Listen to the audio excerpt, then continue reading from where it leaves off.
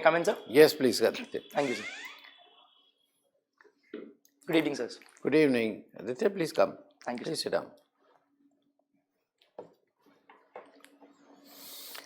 So, Aditya, we begin with your brief introduction. Good evening, sirs. My name is Aditya Mathur. I was born and raised in Delhi, and Delhi is where I have done my schooling.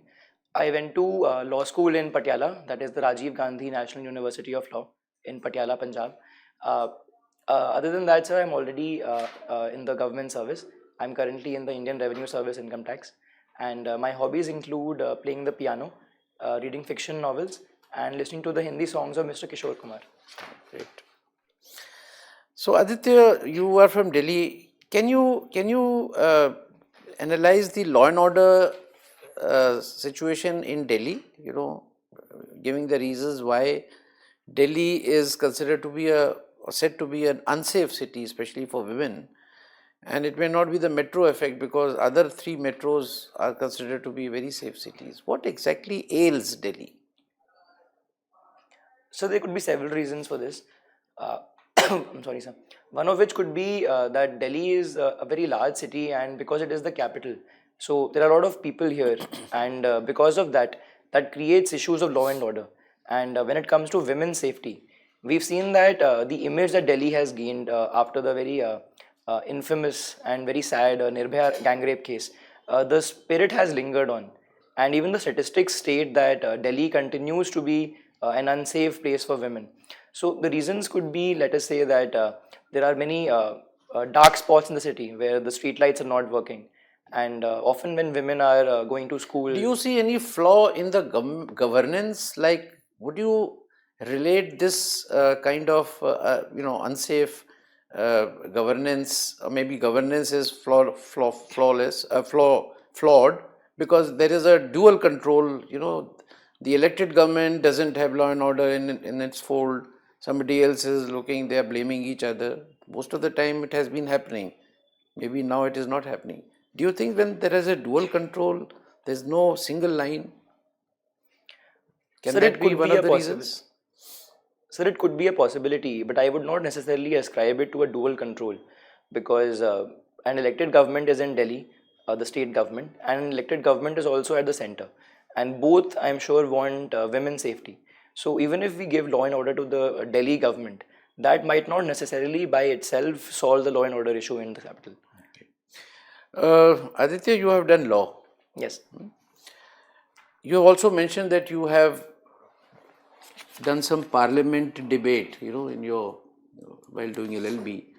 Now, I would ask you to debate on the issue of that NJAC should be revived again, and you have to speak in favor of the continuance of collegium and not NJAC. Have you understood?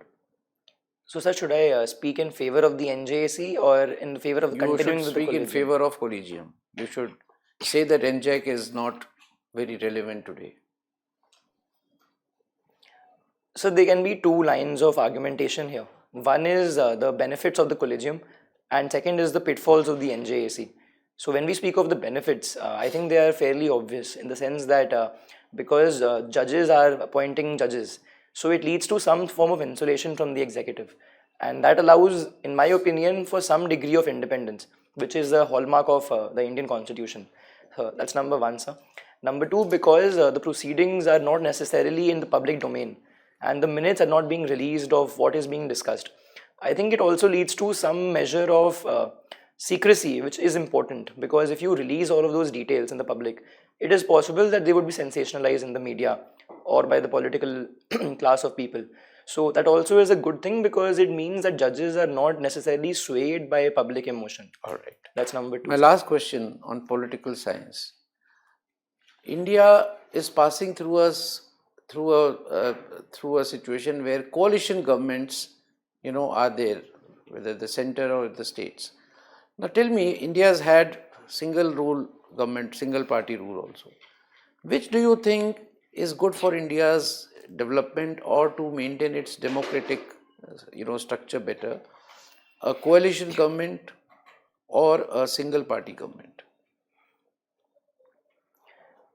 Sir, in my opinion, I would give precedence to a mix of both, where one party has majority in the Lok Sabha, but it also has a bigger coalition of governments. What we saw from 2014 to 2024, where one party had a majority, but it also gave importance to its allies in the different states. So what that does is allow for some continuity in governance, stability in policies, and also ensures that different regional parties are represented in the cabinet, and also their views, their own concerns are reflected, because that is a good way to maintain both stability in policy and federalism. Thank you, Aditya. Thank you so much, sir. So Aditya, you must be familiar with total number of court cases pending in India. So not the exact number, but I believe it is somewhere around 5.0405 crore cases pending. And how many are in Supreme Court? So last I checked the NJDG website, there were around 88,000 cases pending. Okay, so if there are, presuming that there are no fresh cases, how much time do you think it will be taken to resolve all these cases? Sir, assuming the court keeps functioning at its full capacity of 34 judges, and also assuming that they are hearing around 40, 50 cases every day, I still think it would take them more than a year, 2 years to dispose of all cases. Because when we look at the composition of those cases pending in the Supreme Court, most are SLPs. And having also had the fortune of interning with the Supreme Court judge, I've seen that most SLPs are dismissed very quickly. Around 20 seconds the judges take to dismiss of the SLP. So, but I think it would still take 1 or 2 years, sir. So if you were given the responsibility to design an action plan to expedite these cases, just give me 3 action plan items. So may I think for a few seconds about this? Yes, please. Thank you, sir.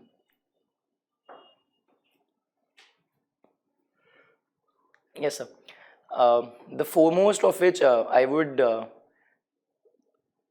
say that I would ask or request the honorable judges to limit judgments to, let us say, 50 pages or 100 pages, because a lot of time is devoted into writing judgments, and when they go into 500, 1,000 pages, not only do they consume judicial time, they also make it very almost impossible for citizens to understand what's going on in judgments. That's number one. It would lead to more efficiency, and less time writing judgments will mean more time in deciding cases. That's number one. Number two, I would say that we also need to curtail the number of partial working days / holidays, as they are now called, of the judges, because I believe that it leads to a lot of time that can be otherwise used. If there was no pendency, perhaps we could have considered holidays for judges. But I personally feel that we need more working days in all courts. That's number two. And number three, I would want more technological integration. Let us say there is a FIR in a local language. So the Supreme Court judge should have to read the FIR, and they must not waste any time translating what's being written. So I think AI and other technologies can also help us in streamlining the whole process of administration of justice, sir. Okay, thank you. Thank you so much, sir. Okay, Aditya. Yes, sir. Quick questions about Supreme Court taking advantage of your interaction with the Supreme Court Chief Justice, ex-Chief Justice. There is a feeling that Supreme Court is a power unto itself and there is nobody watching themselves. Where else in the world, can you give an example, the judges appoint themselves and their successors? Sir, I'm not familiar with any other country. So it's a unique system in India, and maybe in Pakistan till recently they have also taken over that. Yes, sir. So isn't that a kind of encroachment on the democracy, because sometimes they are delivering justice judgments on what is exclusively the executive's domain? Sir, in my opinion, I am a proponent of judicial independence, but I am not necessarily a proponent of judicial overreach by judges. So I believe that the judiciary, while taking an activist role at some times, in some cases, should confine itself to deciding cases before it. Because has it ever happened that people can self-regulate? Somebody has to regulate somebody else. Nobody self-regulates. Why do you expect judges will regulate themselves? yes, sir, I am a proponent What kind of accountability can be there for judges? We have seen a case where large amount of cash was also discovered from one judge. If it was a politician or a bureaucrat, he would have been crucified by now. So, what kind of accountability should be there for the judges? Sir, I agree with your views, and I believe that the accountability should start at the top. So, I'm a proponent of a revised and a reformed NJAC, where there would be checks and balances, and it would ensure that more diversity of voices come in deciding who gets to become a judge. So, we need the law minister there because he can bring in, let's say, the reports of the IB and also some other matters. We also need members of the bar because the bar also is a good judge of who is a competent lawyer who can then be made a judge. And we also need persons from civil society. That I think itself will lead to more accountability. So, some accountability, somebody to select the judges except for themselves. Yes, I believe in judicial primacy. I got your point. I got your point. Now, Yes. your question for you have done a paper or something regarding force, use of force under international law. Yes. Now, interestingly, there is a very current incident which is going on.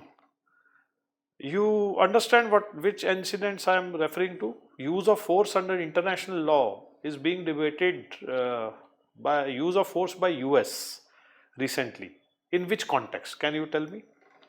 So could you mean the context in Venezuela where Yes. the US has sent in its navy? They have bombed some boats and they are repeatedly doing so. Yes, sir. So, are they justified or is there any actual principles of natural justice or some kind of use of force law, or is it what the powerful wants to do, they get away with doing that? So legally speaking, Article 2, Clause 4 of the UN Charter prohibits the threat or use of force. And I would agree with you that if no show cause or if no cause of action arises in this case, no country should have to attack the vessels of another country. There's also a Corfu Channel case on this of the ICJ. But I often feel that international law is one thing, but international politics is quite another. So under international law, because sovereignty is a major aspect of the international law today, nations often violate the laws of international law because it is more convenient or favorable to them. So I agree that somewhere the mighty do whatever they feel is right. So there is a dictum, the strong will do what they want and the weak must suffer what they will. Is that the international law in practice? So not necessarily. I would say that it is still... Can International Court of Justice issue a warrant in the name of President Trump? Do they dare to do that? Or did they do it for George W. Bush for invading Iraq on false pretext? Whereas they have done it for Israel and even in case of Russia. So do you think there is actually any international law regarding use of force, or this is just a cover kind of situation where you can do whatever you want to the weaker person, but not to the stronger person? So I would say as a student of law that international law exists. And one very small example is that the fact that no one enters the Indian High Commission in Islamabad is living proof that international law does exist, because the Vienna Convention on Diplomatic Relations prohibits that. I would say that having said that oftentimes what we see is that parties and states do not conform to international law. So while it exists in structure, in practice sometimes the reality is different. So the stronger nations often have done the same thing, but I would not necessarily say it leads to a breakdown of the entire structure, sir. Okay. Thank you so much, sir. Okay, again, further continuing on the topics. Sukraniti, Sam, Dam, Dand and Bhed. Do you feel is it not true that international laws are based on these facts? Sam, Dam, Dand and Bhed. Show me a person, show me a man, I will show you the rules. Show you the law. How far it is correct in present context? So it is true to a large extent, in the sense that often international law is shaped by international politics. So for instance, we look at the UN CLOS. It was drafted by all nations coming together, but the US Senate never ratified it. And even to this day, they cite its principles, but they don't adhere to it in practice. So it is true that some form of Sam, Dam, Dand, Bhed does exist. However, having said that, I also believe that international law largely remains intact. Okay, can you suggest some of the judicial reforms, one or two judicial reform which you feel is quite necessary, particularly in seeing the condition of the common man, how the common man can get the justice? Some sort of judiciary reform, can you suggest 1 or 2 points? So I think the foremost reform we need is a revised and reformed NJAC. It would lead to better judges, better diversity of points being put at the table, and ultimately better administration of justice, because better judges would be then appointed. So obviously we need to preserve judicial independence as well. So I am a proponent of judicial primacy. So you are saying that the proper judges are not on the proper place, on the proper post? So I would not say that. I would say that we can have even better and more qualified persons to become judges, because we will have more diversity of opinions coming in. The bar, as I also personally believe, is a very good judge of that. That's number one, sir.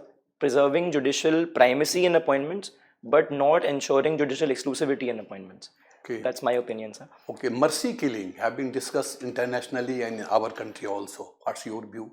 Where does we stand in the law-wise in mercy killing?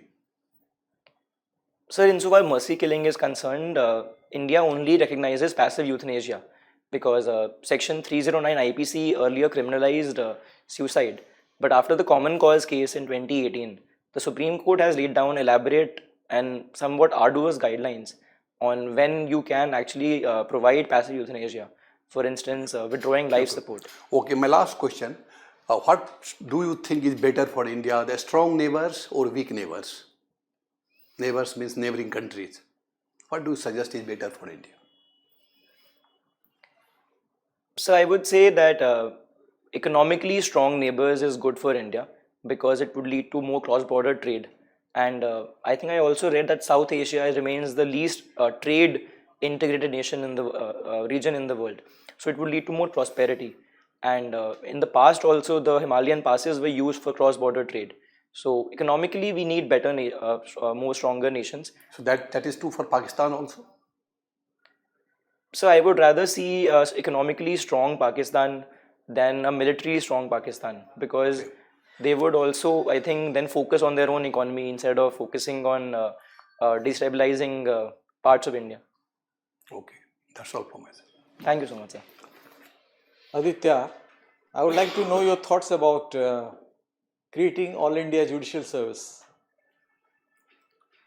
Sir, I am a proponent of it as well. I personally believe that if we can have All India Civil Services of the same exam, we can also have an All India Judicial Service, because it would lead to unified appointments, so there would be fewer vacancies. It would lead to lesser backlog also, because more judges would be there. In addition, I can also say personally that when I was in law school, judiciary was not a lucrative career option considered today by the brightest law students, because the exam is very arduous and there are fragmented state specific exams. So the syllabus of, let's say, the MP judiciary exam is different from Rajasthan. So not the best legal minds are being attracted towards it. And the pay is also not competitive compared to law firms. While we can't increase the pay for a judge in the country, we can at least have a streamlined exam process so the best legal minds consider it to be a better option for them. But what is standing in the way really? So there are several things standing in the way. One or two, just mention. One is that state governments don't want to abandon or relinquish their control, because the state PSCs are also involved. The governor also is involved in the whole process. So they don't want to abandon their own control. Second is even high courts are not in favor of it. I believe that some affidavits were filed before the Supreme Court, and many high courts opposed AIJS because they felt that their own peculiar conditions in their states need special treatment by the own high court. That's also involved in the process. So there could be 2 or 3 impediments, and these are 2 of them. Okay. A little while ago you talked about, I think, International Court of Justice, no? So what is its role actually? So it was originally intended to be the successor of the PCIJ, the Permanent Court of International Justice. And it's meant to be the primary judicial forum of the UN to peacefully settle disputes. So that was the originally intention that was enshrined also in the ICJ statutes. Is it effective? As a court of justice? Sir, I would say largely it has been very effective. India has had 3-4 cases where the judgments were in favor of it. Yes. But I would also say that, as we also discussed, that often might is right. And the P5 members often routinely don't comply with its orders, even with the UNGA or the UN Security Council. So largely yes, but we've seen some double standards in terms of enforcing judgments of the ICJ that are not palatable to the P5. Just 2 or 3 questions pertaining to international affairs. Yes, sir. Should we not resume trade with Pakistan? So personally, I believe that we should not, because that would be incentivizing what Pakistan has been doing in the entire nation and in Jammu and Kashmir in particular. Because trade is good for us, but it's also good for them. And I believe India should leverage all its options to ensure that Pakistan is not given any benefit from trade with us, because that ultimately leads to more money for them and also can be used for other purposes in India. So I'm not in favor until terrorism stops. Okay. It's high time we sat at the high table in the UN. But why is it not happening? I mean, the permanent membership of the Security Council.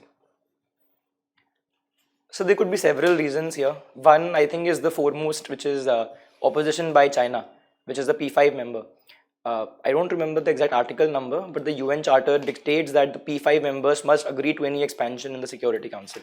Even the Americans are not too inclined, by the way. I think I agree, sir. Lip service is one thing, but when it comes to actual ground realities, they are not too keen on expanding it. Okay. My last question. In the US view now, perception, India is no more a bulwark against China. That is gone now. So they have come out with a new, strategic policy and all that. And then they don't talk of this now. They say, we'll deal with India in a different way. So how do you see this? So there can be two streams of thought here. One of which can be that these policies often change. And what we've seen now is a detente between the US and China. So perhaps they have cautious optimism of what comes forward. My own sense of reality on the ground, of course, as a layman, is that there can't be two bullies, if I can say so in very undiplomatic terms. But eventually the time will come when the Chinese rise will challenge American hegemony. And at that point in time, I believe the US will have greater interest in India, as it has in the past few years. So I would say it's a temporary pause, but it's not a permanent extinction of their interest in us. Thank you, Aditya. Thank you so much, sir. Aditya, how has India benefited by Russian Federation President's visit? Do you see it as a good sign of what has been discussed, or you think that with no commitment on defense items S-400 or S-500, you think it was not as India had expected or the people of the country had expected? So I would say that the visit was, if I can say so, a success, and a resounding one at that, because there were several benefits that came from the visit. The tangible outcomes we are familiar with. The visa-free access to Russian tourists, which will help our tourism industry, which is labor intensive. In addition, there was also other agreements that we signed. I think even when we go beyond tangible outcomes, if you look at the symbolism of the visit, I think it was a message loud and clear that India will refuse to adhere to dictums given by the West. So American tariffs, European pressure, I think India was able to assert its strategic autonomy there. Thank you, Aditya. We are now over with your interview. We'll call you again in 2 minutes. Meanwhile, you can wait in the next room. Thank you so much, sir. Thank you for your time.